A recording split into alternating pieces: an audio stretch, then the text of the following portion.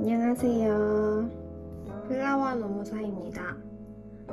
오늘은 저번 시간에 얘기를 드리겠다고 했던 투잡을 선택한 이유에서 더 나아가 제가 생화꽃집이 아니라 부케 말리기 공방을 선택한 이유에 대해서 얘기 드리는 시간을 가져보도록 하겠습니다. 우선 저는 플라워 노무사라는 채널명처럼 꽃을 오랫동안 배웠었는데요. 거의 노무사 시작하고 나서 원데이 클래스, 네일 배움 카드, 화해 장식 기능사, 그 다음에 사설학원 두 군데에서 창업반까지 꾸준히 배워왔는데 그게 거의 한 3년 정도? 기간으로 따지면 합산 3년 정도 되는 것 같고요. 그 과정에서 민간 자격이나 화해장식 기능사도 땄습니다. 그럼에도 불구하고 생화꽃집을 창업하지 못한 이유는 일단 첫 번째로는 생화꽃집은 저는 창업할 때 좀 리스크를 많이 안 지려고 하는 편이에요.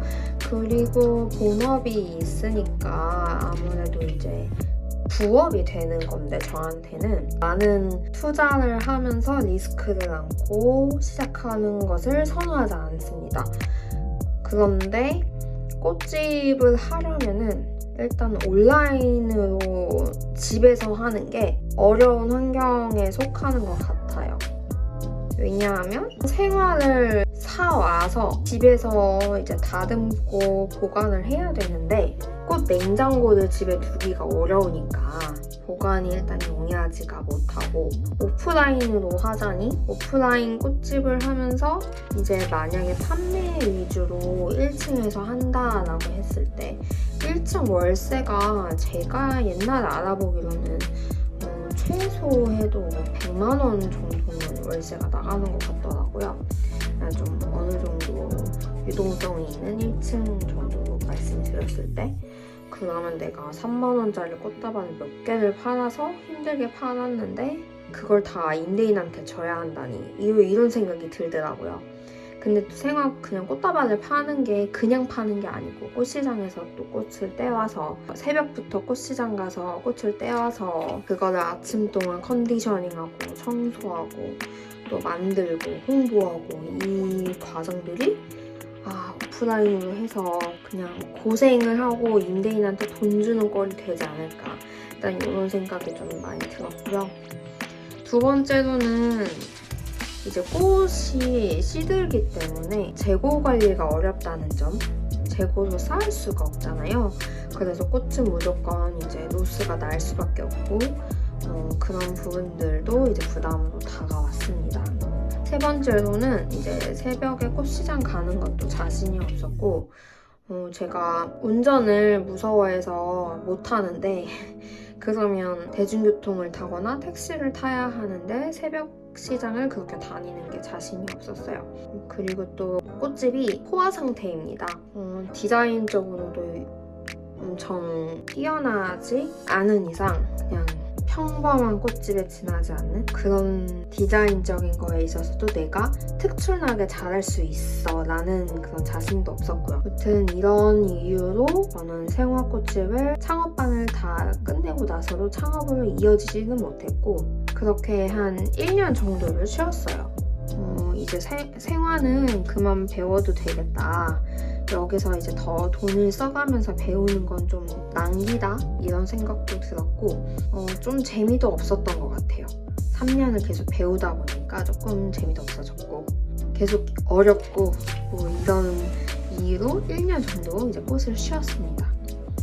그러다가 이제 제가 결혼을 하게 되었고 그 과정에서 결혼 시장에 대해서도 이제 알게 되었어요. 그때 부케 말리기에 대해서도 이제 처음 알게 되었고 또 저랑 친한 노무사 언니가 있어요.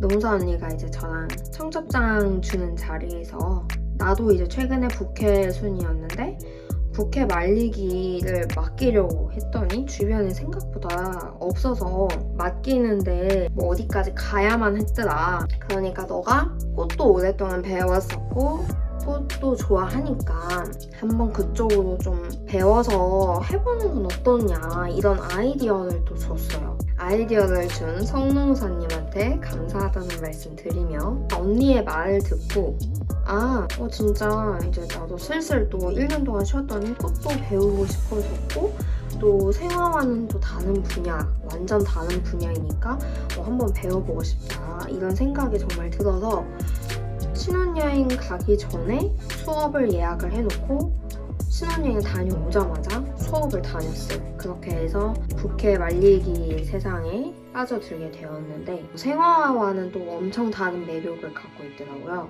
일단 제가 처음으로 접했던 게 부케 아파였는데 아파는 입체감 있는 꽃을 평면화하는 작업인 거예요.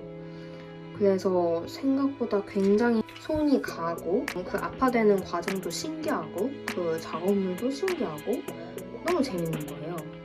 손이 많이 가는데 그만큼 작업을 할 동안만큼은 잡생각도 사라지고 너무 재밌었습니다. 그렇게 부케 말리기 공방을 이번엔 정말 해봐야겠다.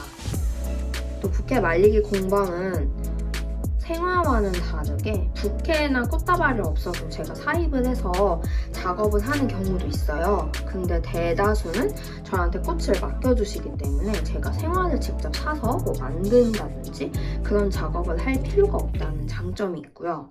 제가 이제 부케를 만져볼 일이 또 언제 있겠어요. 근데 다른 분들이 전달해주시는 부케를 받아서 이제 또 보는 그런 즐거움도 있고 또 다양한 스타일의 부케들을 받으면서 뭔가 대리만족되는 그런 느낌도 있고요. 그래서 되게 부케를 받을 때마다 기분이 제가 괜히 좋습니다. 그리고 제가 찾아가는 게 아니고 고객님들이 저를 찾아오십니다. 부케 전달이라든지 상품을 이제 픽업해 가시는 그런 과정들을 다 이제 고객님들이 와서 이제 직접 가져가고 하시기 때문에 그런 부분들도 제가 움직이지 않아도 돼서 부업으로 하기에도 많은 부담이 되지 않고 오프라인 공방을 차리지는 않아도 된다는 장점. 특히 이거는 이제 아파에 해당되는데요. 다만 이제 다른 작업들 같은 경우에는 아무래도 이제 집 같은 경우에는 생활하는 공간이다 보니까 유해한 물질이 나오는 경우도 있을 수가 있어서 또 저희 집은 고양이도 있어가지고 제가 이제 작업을 하는데 아무래도 좀 집에서 하는 건 불편함이 있더라고요.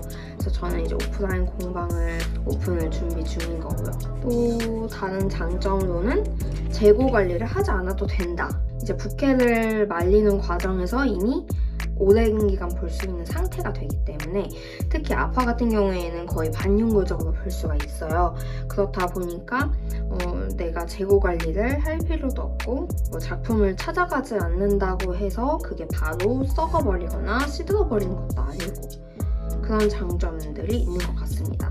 그래서 저는 지금도 계속 신제품 개발을 하려고 준비 중이고요. 그거는 준비가 되면은 공지를 드리도록 하겠습니다. 자, 그럼 제가 생화꽃집이 아닌 부케 말리기 공방을 선택한 이유에 대한 얘기를 이제 드렸는데 재밌게 들으셨길 바라면서 다음 영상에서 또 만나 뵙겠습니다. 그럼